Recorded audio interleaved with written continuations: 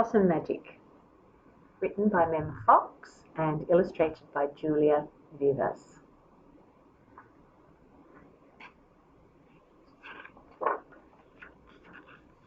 Possum Magic.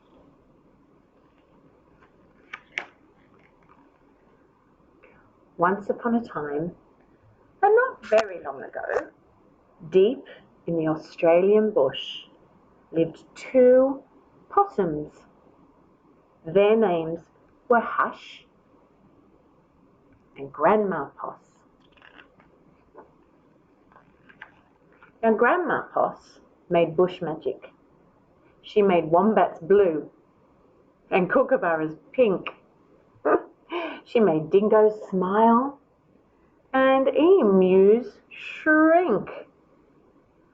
But the best magic of all was the magic that made Hush invisible. Look, she's casting her spell. Here it comes. I can see Hush. Hush's tail seems to be disappearing. Now it's just Hush's head. And now Hush is invisible. You can't see him at all. What adventures Hush had! Because she couldn't be seen, she could be squashed by koalas. Because she couldn't be seen, she could slide down kangaroos.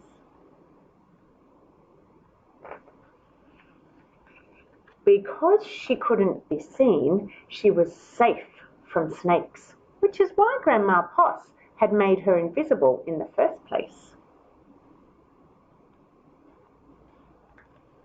But one day, quite unexpectedly, Hush said, "Grandma, I want to know what I look like. Please could you make me visible again?" "Of course I can," said Grandma Poss, and she began to look through her magic books. She looked into this book and she looked into that. There was magic for thin and magic for fat, and magic for tall and magic for small. But the magic she was looking for wasn't there at all. Oh, Grandma Poss looked miserable. "Oh, don't worry, Grandma," said Hush. "I don't mind." But in her heart of hearts, she did. All night long, Grandma Poss thought and thought. The next morning, just before breakfast, she shouted, "It's something to do with food. People food, not possum food. But I can't remember what. We'll just have to try and find it." So later that day, they left the bush where they'd always been to find what it was that would make Hush be seen. They go on their bicycle. They ate Anzac biscuits in Adelaide, Mornay and Minties in Melbourne, steak and salad in Sydney, and pumpkin scones in Brisbane. Hush remained invisible. "Don't lose heart," said Grandma Poss. "Let's see what we can find in Darwin." It was there, in the far north of Australia, that they found a Vegemite sandwich. Grandma Poss crossed her claws and crossed her feet. Hush breathed deeply